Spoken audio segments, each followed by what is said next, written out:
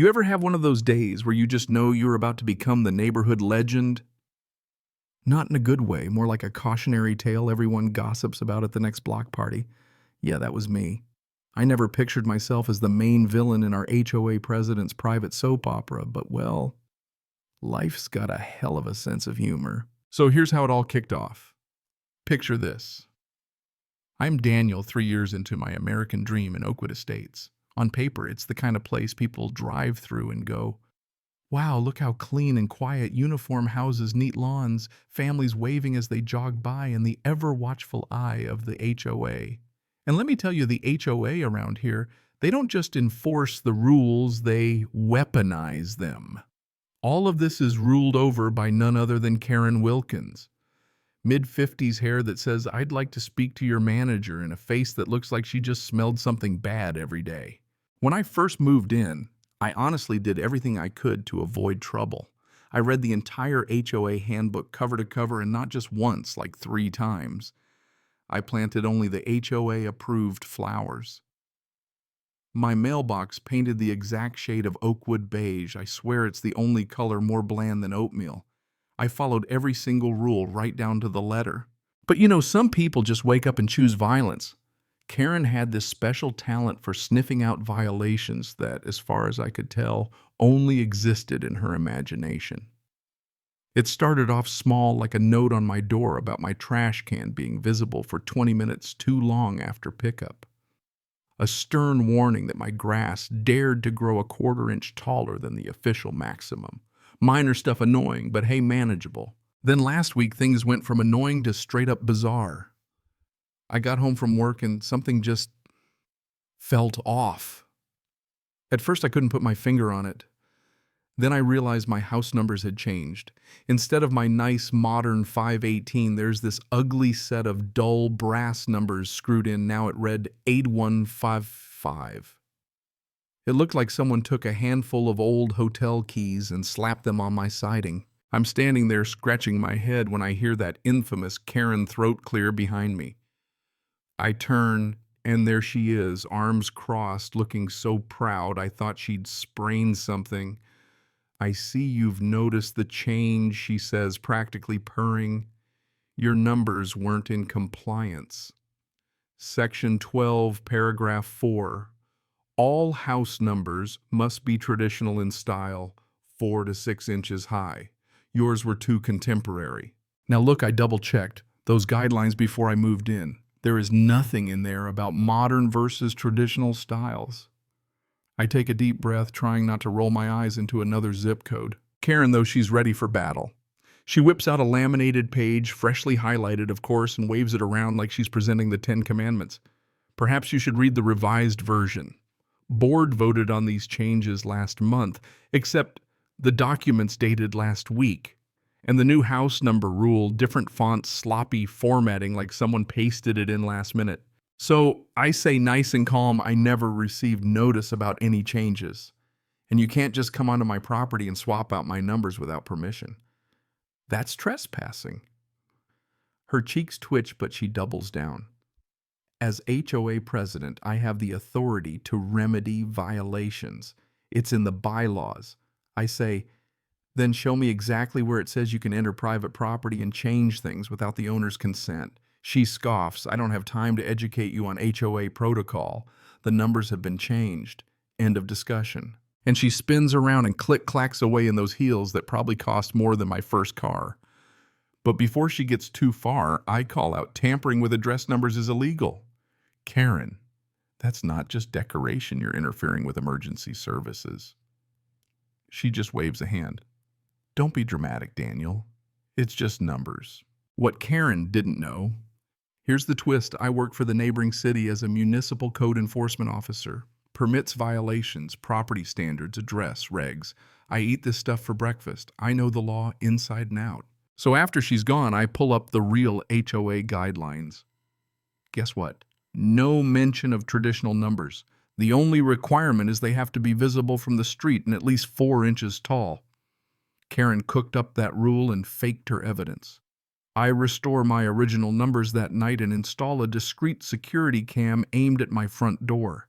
Just a hunch. Sure enough, the very next evening, my camera catches Karen sneaking up, my walkway screwdriver in hand, ready to slap on another set of those awful brass numbers. That was it. I'd had enough. I printed the city's municipal code on address tampering, attached the security footage screenshots, and drafted a polite but absolutely unambiguous email to the HOA board, Karen CC'd naturally.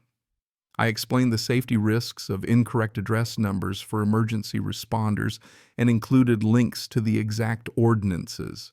No drama, just facts. The next morning, Saturday, of course, I'm out trimming the hedge when I see Karen coming down the street. She's marching like a general phone, gripped tight, face the color of a ripe tomato. She doesn't even try for a polite greeting. "How dare you send that slanderous email to the board?" she shrieks. "You've made me look like a criminal." I put down my shears and face her. "I just stated the facts, Karen. You trespassed and tampered with my address numbers. That's illegal. I have it on video." She screams, "I am the HOA president. I have every right to enforce compliance." By now, a handful of neighbors are finding excuses to linger outside, checking their mail, pretending to weed their lawns. But let's be real, they're all watching the show. Being HOA president doesn't put you above the law. I say keeping my voice even. You can't trespass or alter private property. Changing house numbers is a serious safety issue.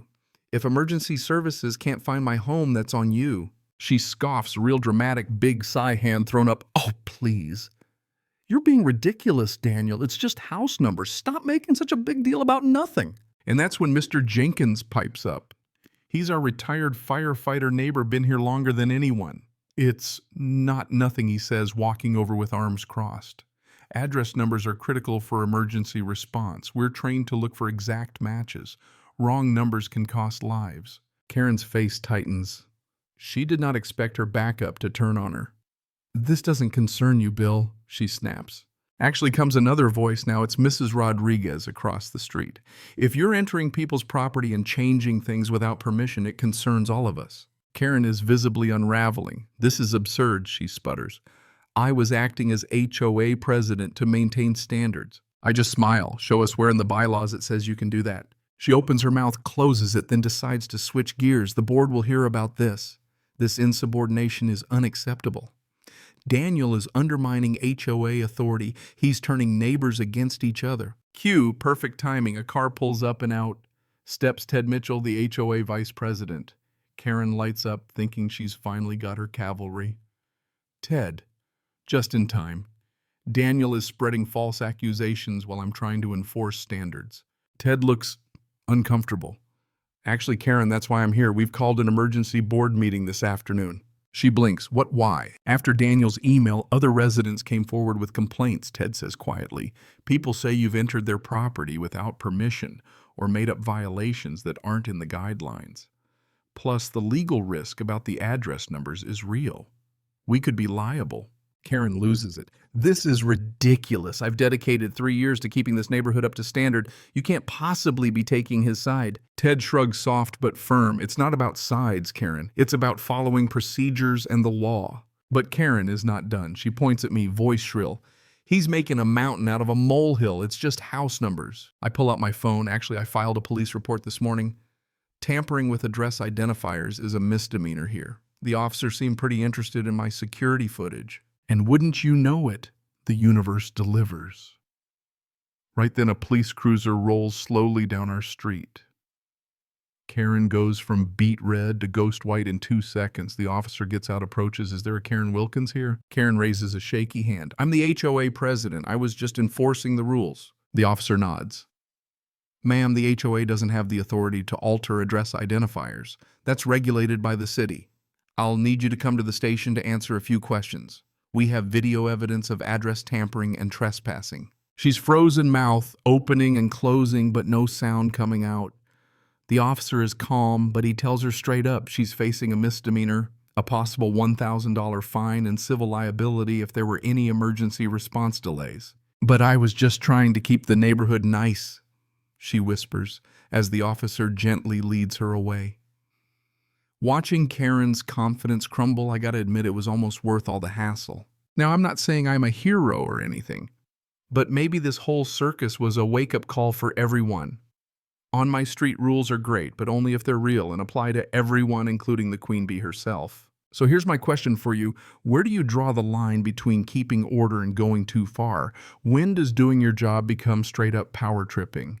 Tell me down in the comments. Have you ever had a run-in with a wannabe dictator in your own neighborhood? Do you think Karen got what she deserved, or was she just misunderstood? Hey, if you made it this far, don't forget to share your own stories about justice, right and wrong, and neighborly madness. I think we could all use a few more laughs and maybe a lesson or two.